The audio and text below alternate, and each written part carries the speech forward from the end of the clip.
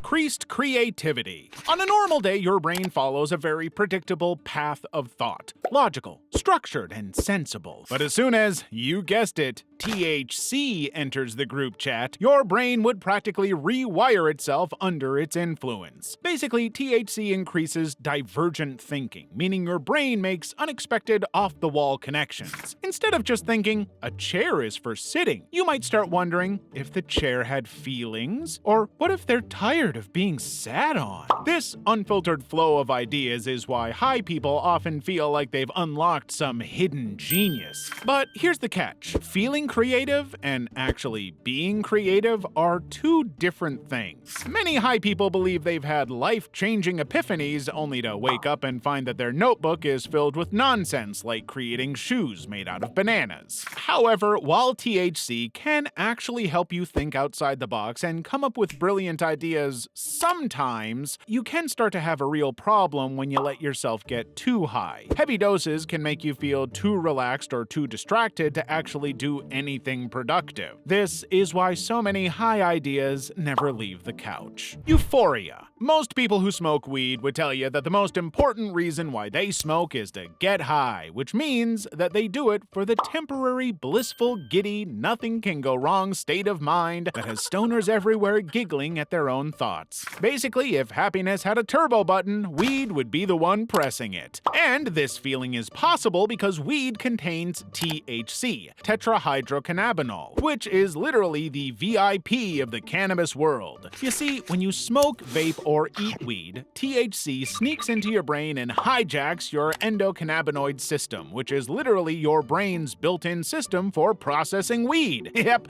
nature is wild. So once inside, THC cozies up to your CB1 receptors and triggers a dopamine flood, which is the feel-good neurotransmitter. The same one that fires up when you win money, eat a whole pizza by yourself, or get a text back from your crush in under 10 seconds. With all this dopamine swimming around, your brain and entire body would automatically start to feel euphoric. You'll feel insanely, overwhelmingly good, like you're wrapped in a giant invisible weighted blanket of joy. And just like that, you'll literally be the chillest person on Earth, radiating positivity like a human-sized lava lamp. Reduced REM sleep. While it is a very known fact that weed basically helps you fall asleep and reduces stress levels, the catch here is that this magical green plant also messes with your REM sleep, aka the rapid eye movement stage where dreams, memories, and brain magic happen. In other words, if you've been puffing before bed, your dreams might just file for divorce and leave you with full custody of an empty subconscious. You see, REM sleep is the drama queen of the sleep cycle and is responsible for the wildest dreams, deepest emotions, and brain power-ups. During this stage, your brain becomes hyperactive, even though your body is paralyzed. You'd also have the most vivid dreams, and it also helps your brain process emotions and lock in memories. Without REM sleep, you'd be like a phone that never backs up data, running on low power, forgetting important stuff, and randomly glitching during social interactions. But when weed enters, it'll increase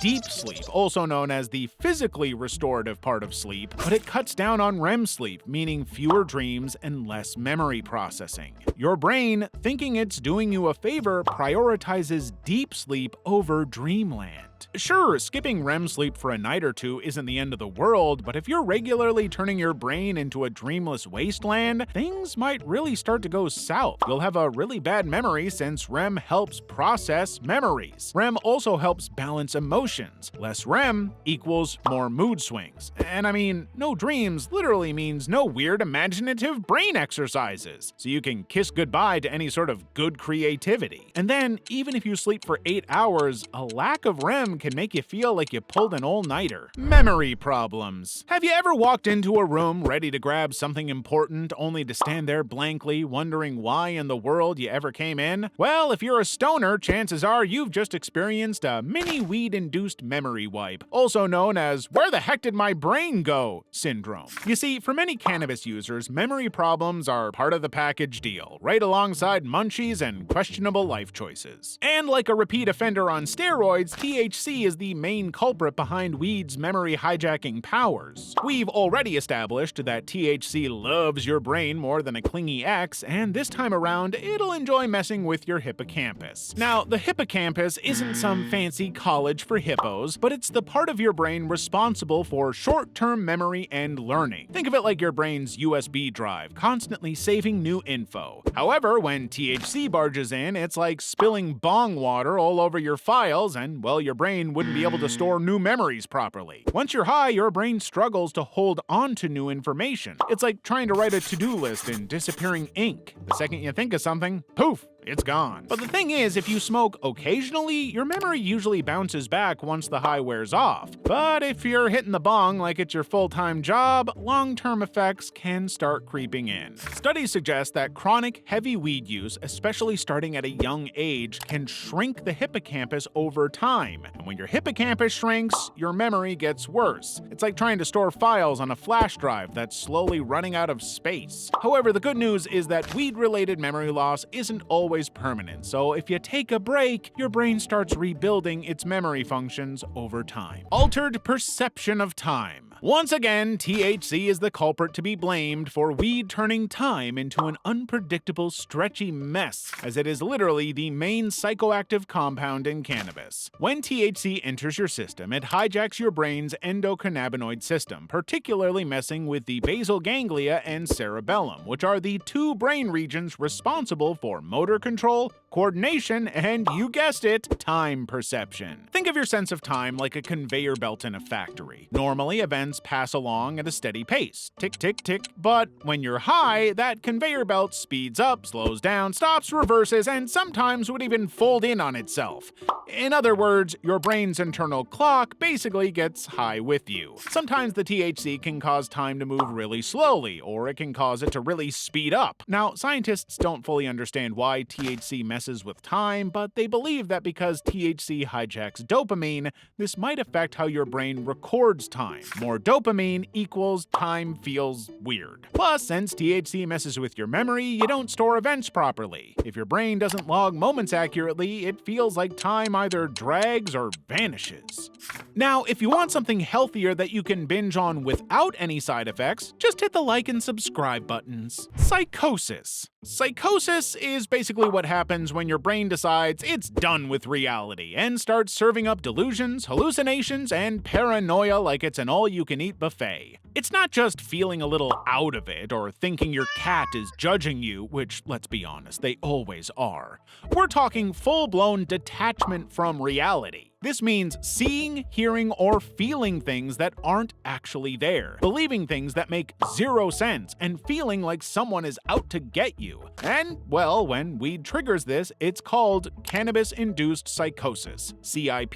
Most people who smoke weed get chill vibes, a good mood, and a serious case of the munchies. But for a select few unlucky people, weed unlocks the paranoia level of a horror movie protagonist, and this is because THC messes with your dopamine and glutamate levels, which control mood, perception, and reality. Too much THC can overload the brain, making normal thoughts turn into a conspiracy theory convention. However, this type of high is usually seen in people predisposed to schizophrenia or psychotic disorders. So basically, if psychosis runs in your family, weed might roll out the welcome mat. But then, most weed freakouts fade within a few hours. But if someone has symptoms for days or weeks, experiences paranoia or hallucinations even when sober, or feels permanently detached from reality, then they might have triggered cannabis-induced psychotic disorder, which can linger longer or even permanently if they were already predisposed. Sadly, at that point, medical help is needed.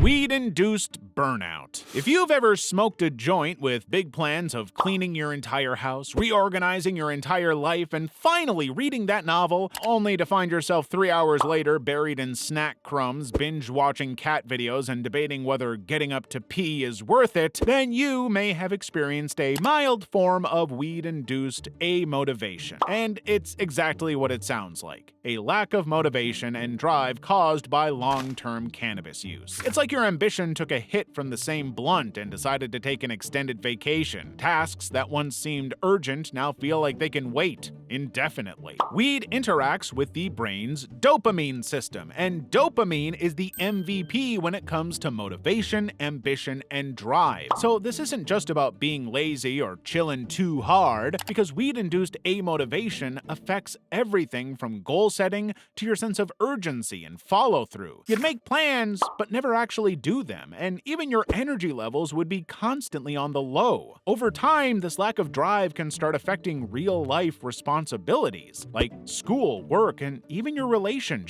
This effect is more common with heavy, long-term cannabis use, especially with high THC strains. So the stronger the weed, the lazier the brain can get. Thankfully, this isn't permanent because unlike actual brain damage, weed-induced amotivation can be reversed by making some changes. First, try taking a weed break, as even a few weeks without THC can help your brain reboot its natural dopamine production. You can also switch to CBD or lower THC strains because CBD doesn't mess with dopamine like THC does, so you can still stay functional while still enjoying the relaxing effects. Cognitive decline. You see, the brain is literally like one of the fastest processing systems to ever exist. You give it information and it'll react and produce an answer immediately. However, cognitive decline is a fancy way of saying your brain isn't as fast, sharp, or reliable as it used to be. Think of it like an old laptop that at first would run smoothly, but after years of questionable downloads, aka bad habits like smoking weed, it'll start to lag, overheat, and randomly freeze while you're in the middle of something important. For chronic weed users, cognitive decline usually sneaks in over time and affects your memory, so you'll basically forget things more often than a goldfish with amnesia. It also affects focus, processing speed, and even your problem-solving skills. You might enter your kitchen trying to make cereal and completely forget what's supposed to go in it. Now, weed is actually able to do this to your brain by hijacking the endocannabinoid system, ECS, which is basically the neurotransmitter DJ of your brain, keeping mood, memory, and learning in rhythm. THC crashes the party and starts messing with the playlist, particularly in the hippocampus. THC equally interrupts the process of forming new memories, which is why stoners often have selective amnesia when it comes to some things, and the worst part is that long-term heavy cannabis users can have persistent memory issues even after quitting. So the best thing to do if you feel like your brain is starting to run on Windows 95 is to stay away from weed, sleep more, and challenge your brain with new activities. Dependence and addiction. Most people would like to argue that weed is not addictive because it's just a plant. I mean, so is poison ivy, and you don't see anyone rolling that up. So while cannabis doesn't grab you by the throat like heroin or nicotine, it can still sneak up on your brain and make itself at home rent-free. To put it simply, there's actually something called cannabis use disorder, CUD, and it's basically saying that you smoke or use weed so much that it's messing up your life, but you can't stop. It's like that toxic ex that you know it's not good for you, but somehow you keep going back. Unlike harder drugs, cannabis doesn't come in with a brass-knuckled addiction punch. It's more like that chill friend who overstays their welcome. At first, it's fun, but next thing you know, they're sleeping on your couch, eating your snacks, and making it impossible to function without them. It'll start by building your tolerance level and hijacking your dopamine levels. And then, even when you try to stop, you'll start to experience irritability, insomnia, loss of appetite, and severe mood swings. Then, there's even the psychological dependence that'll kick in. So even if you're not physically addicted, your brain starts believing that life is boring, stressful, or unbearable without weed. The worst part is that the cycle feeds itself. You feel stressed, so you smoke. You build tolerance, so you smoke more. You try to quit and you feel worse, so you start again. Before you know it, you're caught in a THC time loop. Dry mouth. If you've taken a nice fat hit of weed, sat back, and suddenly feel like you've been stranded in the Sahara for 3 days because your tongue, lips, and throat feel like you've been licking sandpaper, then you've just unlocked cotton mouth. The classic stoner struggle. Basically, cottonmouth, also called serostomia, which sounds like an alien planet, but just means dry mouth, is what happens when your spit supply suddenly goes missing like it's in witness protection. So instead of your mouth being its usual moist, happy place, it feels like a dried up sponge. You'll try to talk, but sound like an old car engine struggling to start. Your tongue would feel like it's been coated in sandpaper, and even when you drink water, your mouth absorbs it like a drought-stricken field. killed. Apparently all this happens because your body has CB1 and CB2 receptors that interact with THC. These are part of your endocannabinoid system, and these receptors exist in your brain and your salivary glands. So when THC activates these receptors, your saliva factories shut down like they just got hit with budget cuts. Basically, THC confuses your mouth into thinking you don't need spit anymore. The thing is, cottonmouth is just mildly annoying, but in some cases it can get next level uncomfortable. It could give you really bad mouth odor because without saliva washing away bacteria, your mouth starts smelling like a dumpster in July. However, the solution to cottonmouth is to drink water constantly, use humidifiers to add moisture to the air, and eat juicy fruits like oranges and watermelon. Not only do they hydrate you, they also taste like heaven when you're high.